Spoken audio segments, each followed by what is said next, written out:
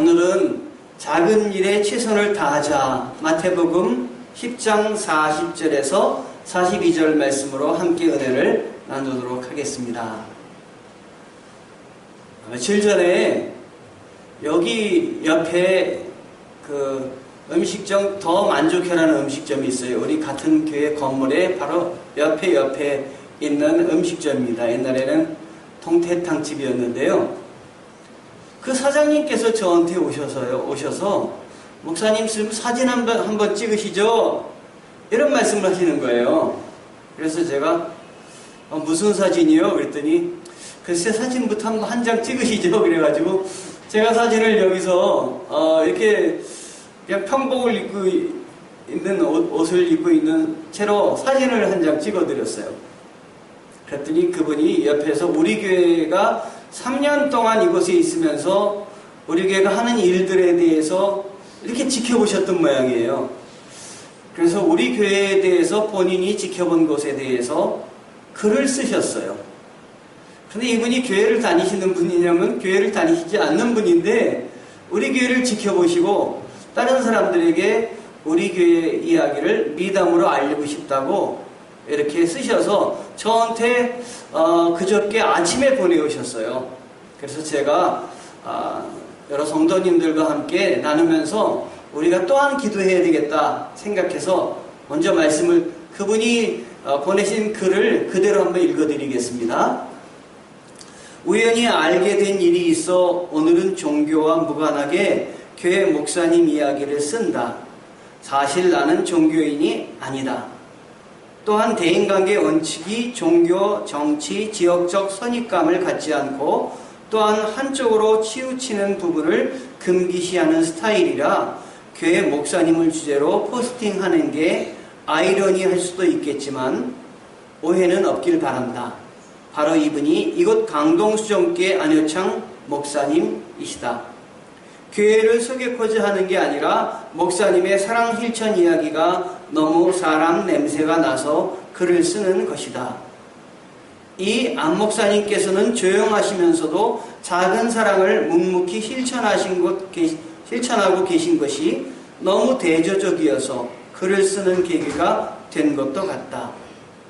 얼마 전 교회 입구 쪽에 불량스러운 학생들로 보이는 청소년들이 웅성웅성 3355 모여있는 게 아니겠는가. 우리 같은 보통인들은 그냥 지나쳐가거나 무관심하는 게 정상인 세상이다. 이때 이건 목사님의 행동이 참 감동적으로 다가왔다. 아이들을 따뜻하게 데리고 교회로 들어가서 간단한 다가와 음료를 대접해주고 있는 걸 우연히 보게 되었고 그 이후 된 뭔 사연이 있는지를 물어보게 되었다. 말씀인 줄 가출한 학생들이었고 오갈 데 없는 학생들이라 당분간이라도 걷어주실 생각이고 바르게 인도해 주고자 노력하시겠다고. 그러더니 한동안 체육활동도 함께 데리고 다니시고 어느덧 아이들도 밝고 새 삶을 찾은 것 모양 좋아 보였고 그 이후엔 정상적인 생활로 돌아갔다는 후담이다. 이웃 노인정 어르신이나 요양원 어르신들도 교회로 매주 초대하여 이웃 사촌이 되어주시고 사랑을 전하는 그 모습에서 참 그윽한 인품을 엿볼 수 있었고 주변에 이렇게 음지를 보듬어 보시는 분이 있는 게 아직은 세상이 살만하구나를 공감케 해준 목사님이라 참 본받을 만하다. 이런 좋은 성품으로 오늘도 사랑을 전하시는 목사님의 앞길에도 더 나은 사랑이 넘쳐나길 바란다. 우리가 어디 칭찬받으려고 한 일은 아닙니다. 하나님을 기쁘시게 해드리고자 시작한 일인데 주위에 믿지 않는 분들이 우리 교회를 아름답게 봐주니 너무나 감사한 생각이 듭니다. 사람들에게 칭찬받기보단 하나님을 기쁘시게 하는 일에 앞으로 더욱더 우리가 열심히 나누면서 섬기면은 하나님이 우리를 통해서 큰 영광을 받으실 거다 믿습니다. 아멘. 오늘 40절과 41절을 보니까 이런 마음씨를 담고 있는 성경 말씀이 있습니다. 너희를 영접하는 자는 나를 영접하는 것이요 나를 영접하는 자는 나를 보내신 이를 영접하는 것이니라. 선지자의 이름으로 선지자를 영접하는 자는 선지자의 상을 받을 것이요 의인의 이름으로 의인을 영접하는 자는 의인의 상을 받을 것이요. 아멘. 우리가 이런 일들을 감당하는 것은 작은 일에 하나님께서 기뻐하시는 일을 우리가 영접하자라는 뜻에서 시작한 것입니다. 우리 주에 우리의 보살핌 필요한 부분, 하나님께 나와서 예배드리고 싶으신데도 예배드릴 수 없는 분들이 얼마나 많은지 몰라요. 그 일을 우리가 감당하자 하는 것입니다. 위에서 말씀하신 작은 것에서부터 비롯되는 이 아름다움을 그래서 저는 말씀드리고 싶습니다. 힘 있는 어른보다는 힘없는 아이, 그리고 큰 것보다는 작은 것, 작은 일에 충실한 것, 아무도 없는 곳에서도 작은 것을 무시하지 않는 것, 이것이 예수님의 마음이며 우리 강동수정교회 성도들이 저와 함께 나누어야 할 마음들입니다. 망원동에 가면 양화진이라는 곳이 있습니다. 선교사 묘지인데 혹시 여러분 가보셨는지 모르겠습니다. 한국에 와서 복음을 전하다가 이 땅에서 순교를 하신 분들이 그 유해를 모시는 곳이 바로 양화진 선교사 묘지입니다. 모두 하나님의 세미한 음성에 순종하여서 남들이 가지 않는 당시에 정말 미개한 나라 한국에 와가지고 자기의 일생을 바친, 정말 작은 나라에서 하나님께서 맡겨주신 작은 일에 소임을 다한 분들이 묻혀있는 그곳이 양화진이라는 것입니다. 오늘은 주님 일에 충성한 이렇게 양화진에 와서 묻힌 많은 분들 중에 몇 분을 한번 소개해 보려고 합니다. 먼저 J.W. 헤론이라는 분이 계십니다. 그는 최초로 우리나라에 선교를 와서 한국에 최초로 매장되신 선교사입니다. 헤론은 1885년 5월에 내한한 스크랜턴과 함께 이화학당을 세웠죠. 이분 그 다음에 오셔가지고 정말 우리나라에서 선교사역을 시작하신 분입니다. 이분은 의료 선교사였는데요. 와서 선교하다 보니까 약들도 부족하고 너무도 부족한 것 천지였습니다. 날씨가 더워지고 전염병은 창궐하고 이러한 시기에 헤로는 우리나라의 많은 분들을 위해서 의료 사업을 하다가 이질에 걸리게 되었습니다. 말라리아죠. 저도 말라리아를 어렸을 때 걸려봤는데 얼마나 무서운 병인지 모릅니다. 고열에 시달리다가 못 견디고 그만 순직하고 말았습니다. 헤로는 이렇게 한국에 와서 이 땅의 복음을 위해서 작은 일, 맡겨주신 일에 열심을 다했던 그분이십니다. 5년간 짧은 선교 현장에서 조국보다도 가족들보다도 더 한국을 사랑한 이분 때문에 하나님이 맡겨주신 하나님의 음성을 듣고 이 작은 일에 충성을 다했기 때문에 오늘날 우리가 복음을 듣고 있습니다. 그의 묘비에는 이렇게 쓰여 있다고 합니다. The Son of God loved me and gave himself for me. 하나님의 아들이 나를 사랑하시고 나를 위하여 자신을 주셨다. 하나님이 나를 위해서 자신을 주셨는데 그것 이상 내가 바랄 것이 무엇이 있는가? 내가 이 하나님께 뭔가 갚아야 되겠다라는 마음으로 헌신을 다하셨던 분이십니다. 여러분, 그런데 이 양화진 묘지에 우리 성도들을 모시고 한번 가보고 싶어요. 여기 가보면 여러 묘지가 있는데요. 이제 이 묘지들이 다 낡았습니다. 또 게다가 6.25 때 포화를 맞아가지고 그 묘비가 많이 지워졌습니다. 그런데 거기에 그 적혀있는 선교사 묘비명을 한번 몇 가지만 소개해드리면 다음과 같은 내용들이 있습니다. 아펜젤러라는 유명한 분 아시죠? 섬김을 받으러 온 것이 아니라 섬기러 왔습니다. 묘비에 이렇게 적고 있대요. 언더우드 선교사는 항상 기뻐하라, 쉬지 말고 기도하라, 범사에 감사하라. G.A. 테일러라는 분은 주님, 길고 긴 여행을 끝내고 이제 나는 안식을 얻었습니다. H.B. 헐버트는 나는 웨스터민스터 사원에 묻히기보다 한국에 묻히기를 원하노라. A.K. 젠스는 친구를 위하여 자기 목숨을 버리면 이에서 더 큰 사랑이 없느니라. R. 캔드릭은 나에게 천의 생명이 주어진다 해도 그 모두를 한국에 바치리라. 이런 묘비명을 적고 있다고 합니다. 복음의 선교를 위해서 이렇게 열심히 살다가 순교하신 이분의 묘비명들이 그렇게 화려하지 않습니다. 묘비도 화려하지 않습니다. 봉분의 높이도 그렇게 세상의 업적에 비해서 높지 않습니다. 바리새인들에게 야단치였던 평토장에 갔다고 아주 납작한 그런 묘비 모양입니다. 쓸쓸해 보이기만 하는 묘비들입니다. 그러나 이들이 이 땅에 와서 남긴 업적은 쓸쓸해 보이지 않습니다. 정말로 아름다운 것입니다. 귀한 일들을 감당한 것입니다. 작은 일에 힘쓴 이들 덕분에 우리는 이렇게 멋지게 그리고 하나님께 나와 신앙생활을 할 수가 있게 된 것입니다. 저드슨 테일러라는 사람이 있는데요. 이분은 더 적은 일에 충성하셨던 분이십니다. 그것도 우리나라보다도 더 적은 나라, 당시에 버마라는 나라이죠. 지금은 미얀마라는 나라인데 여기서 복음을 전하기를 시작을 했습니다. 역시 그가 거기서 일하다가 아내와 자식들이 열병으로 죽고 말았습니다. 그런데 그는 열심히 전도하여서 6년 만에 단 한 명을 전도를 하였습니다. 여러분, 열심히 전도했는데 한 명밖에 우리가 없다고 한다면 이거 얼마나 기쁜 일이지만 다시 한번 또 생각하면 슬픈 일이기도 합니까?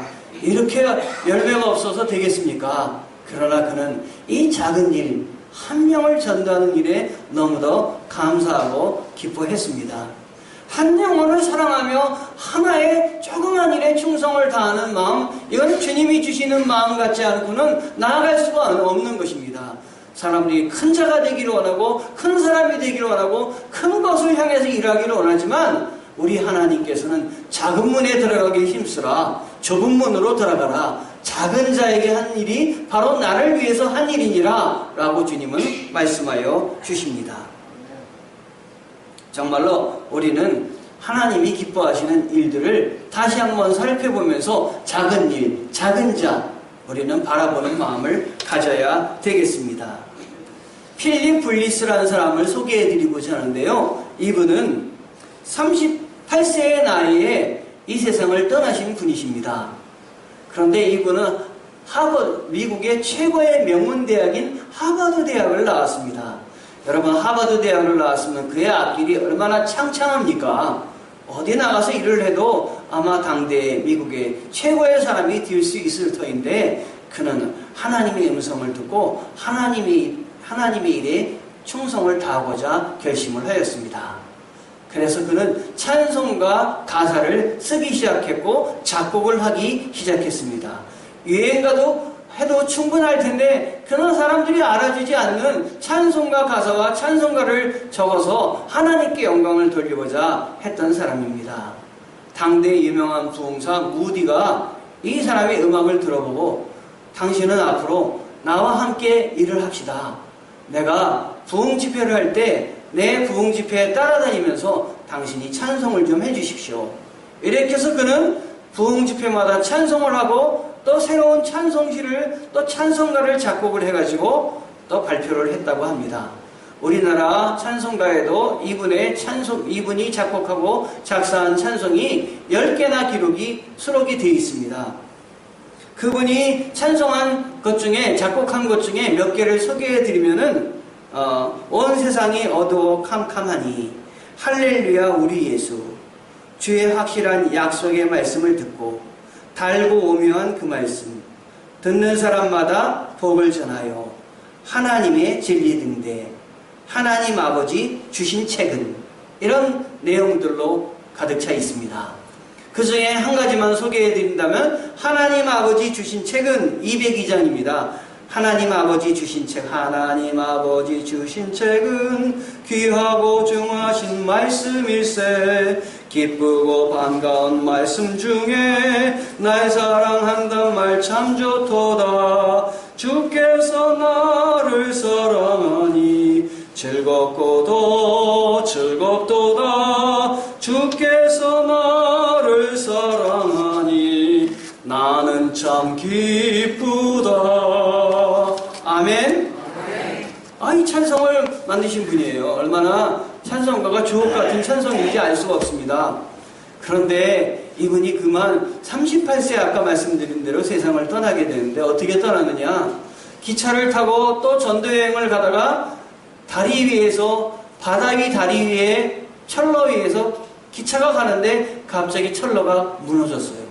그래서 이분의 탄 이 기차가 바다 위로 그냥 들어갔던 것이에요. 겨우겨우 탈출했습니다. 탈출해서 보니까 자기는 탈출했는데 자기와 함께 온 곳을 같이 다니는 아내가 탈출을 못한 거예요. 그래서 아내를 데리러 다시 들어갔다가 영영 바다에서 나오지 못했다고 합니다. 한 사람을 사랑하고 자기 아내를 귀하게 여기고 이렇게 애쓴 귀한 사도였습니다. 하나님께서 우리로 하여금 이런 분들을 통해서 작은 일에 충성을 다해라, 작은 일에 힘써라, 하나님 나라를 위해서 일해라, 이런 메시지를 오늘 주고 계십니다. 여러분, 큰 것을 사모하며 큰 것을 갖기를 원하는 우리의 마음이 늘 옳은 것은 아닙니다. 우리가 작은 일을 무시할 때 예수님이 우리에게 주신 말씀은 더 이상 힘을 발휘할 수가 없습니다. 진리의 말씀이 되기가 어렵습니다. 내가 작은 것에 또 작은 일에 관심을 갖지 않으면 작은 것이 보이지 않습니다. 작은 것에 신경을 써야 작은 일이 보이게 돼 있습니다. 주님은 다른 사람의 눈에 있는 티끌을 보지 말고 내 눈에 있는 들보를 봐라 라고 말씀하셨는데, 다른 사람의 것은 보면서 내 안에 얼마나 불의가 있는지를 모르는 사람은 주님의 음성을 들을 수가 없는 것입니다. 여러분, 회복 탄력성이라는 심리학 용어가 있습니다. 에이미 워너라는 분이 말씀하신 것인데요, 삶이 어떠한 역경에도 용술철처럼 튀어오르며 그리고 굴하지 않는 강인한 그 원동력이 되는 것이 회복 탄력성입니다. 무엇이 역경임에도 불구하고 사람들을 이렇게 굴하지 않게 하는지, 어려운 가운데서도 일어나서 다시 탄력적으로 열심히 일을 하게 하는지 극복하는 사람들을 보니까 거기에 긍정적인 영향을 끼친 요소가 한 가지 있었는데요. 그게 뭐냐? 아무리 어려운 상황에서 자기를 지지해주는 한 사람, 단 한 사람이 있다면은 그 지지에 힘입어서 이겨낼 수가 있다고 하는 것이었어요. 한 사람이라도 끊임없이 지지해주는 사람, 참 얼마나 중요한지 모르겠습니다. 여러분들이 어떤 사람이 어려움이 있을 때 끊임없이 그 사람을 지지해주는 한 분이 되시길 바라요. 우리 교회에 이 아프고 어렵고 힘든 분들이 많이 나오십니다. 그분들에게 우리가 용기를 줄 수는 없지만 그분들을 끝까지 함께하고 그 한 사람이 되고자 할 때 이분들이 나도 살아갈 수 있는 그 힘이 있구나, 근거가 있구나 해가지고 견뎌낼 수가 있는 것이죠. 우리 강동수정교회가 그 일을 감당했으면 좋겠습니다. 헬렌 켈러라는 다 삼중고, 앞도 안 보이고 귀도 안 들리고 그리고 말할 수도 없는 사람이 견뎌낼 수 있었던 것은 그 뒤에 한 사람이 있었는데 그 한 사람이 누구였냐면 설리번이라는 선생님이 아니었겠습니까? 닉 부이치라는 다리도 없고 팔도 없는 분이 이 세상을 힘있게 살아가는 것은 그의 부모가 신앙으로 정말 지지해 주었기 때문에 그렇게 되는 것이지요. 다윗이 끝까지 견뎌낼 수 있었던 것은 다윗의 뒤에 그 친구, 왕위까지 포기하면서 다윗을 보살피고 보좌했던 요나단이라는 친구가 있었기 때문인 것이지요. 후원자가 있더라도 중요한 것은 또 하나는 그렇게 도와주더라도 받아들이는 본인의 수용감도 매우 중요합니다. 그걸 긍정적으로 받아들이고 내가 힘있게 일을 감당해야 되겠다 하는 것이지요. 아무리 어려운 환경 가운데 있는 사람도 그 안에 긍정적인 요소가 반드시 있습니다. 여러분, 하나님께서 사르밧 과부에 그 아무것도 없고 하나도 갖고 있지 않았는데 내 집이 있는 것이 무엇이냐라고 물으시고 기름병 한 병 갖고 큰 일을 일으켰던 것을 볼 수가 있어요. 상대적으로 적다고, 내가 갖고 있는 것이 없다고 불평하고 주저앉는 것은 옳은 태도가 아닙니다. 신뢰할 수 있는 1%만 있더라도 붙잡고 일어설 수 있는 것이 바로 회복 탄력성의 본질입니다. 그런데 우리 뒤에 누가 우리를 끊임없이 지지해 주시는 분이 한 분 계신데 사람도 교회도 보다도 예수 그리스도가 계십니다. 이 예수 그리스도가 우리를 끝까지 세상을 창조하신 분이 우리를 붙잡고 계시기 때문에 우리가 일어설 수 있는 것이죠. 세상 바라보면 일어설 힘이 하나도 없습니다. 나이가 일어설 아무 근거가 없습니다. 그러나 예수님께서 나를 사랑하시고 나를 지지해주고 계시다고 하시는데 내가 일어나지 못할 게 뭐 있겠습니까? 일어나지 못하는 것은 내가 그 예수 그리스도를 긍정적으로 수용하지 못하는 태도에 있는 것입니다. 나의 마음을 바꾸고 작은 일에 다시 눈을 돌려서 조그만 일부터 다시 시작하면 일어설 수가 있고 회복될 수가 있는 것입니다. 성경 속에 그 일을 감당했던 사람이 누구냐면 요셉이라는 사람이에요. 요셉은 감옥에 갇히지 않았습니까? 형제들한테 팔려가기도 하지 않았습니까? 하는 일마다 안 되지 않았습니까? 그러나 하는 일마다 안 됐지만 그의 마음속에 나를 지지해 주시는 한 분이 계시다는 걸 잊지 않았습니다. 그분이 누구이십니까? 하나님이십니다. 그래서 감옥에서도 비전을 꿈꿨고 감옥에서도 그는 하나님을 생각하며 기도하였던 것입니다. 그랬더니 요셉이 감옥에서 총리가 돼서 나오지 않았습니까? 놀라운 일, 분명한 이런 일들이 우리 가운데도 있을 수 있습니다. 신앙생활에 나를 끝까지 지지해 주시는 한 분이 계시다. 이걸 잊지 않을 때 작은 일에도 신경을 쓸 수 있으며 작은 일도 기쁘게 또 받아들이고 감사할 수 있는 것입니다. 요한계시록 3장 20절에 볼지어다 내가 문 밖에 서서 두드리노니 누구든지 내 음성을 듣고 문을 열면 내가 그에게로 들어가 그와 더불어 먹고 그는 나와 더불어 먹으리라. 계시록 3장 20절 말씀입니다. 주님이 우리 앞에 오셔서 계속 문을 두드리십니다.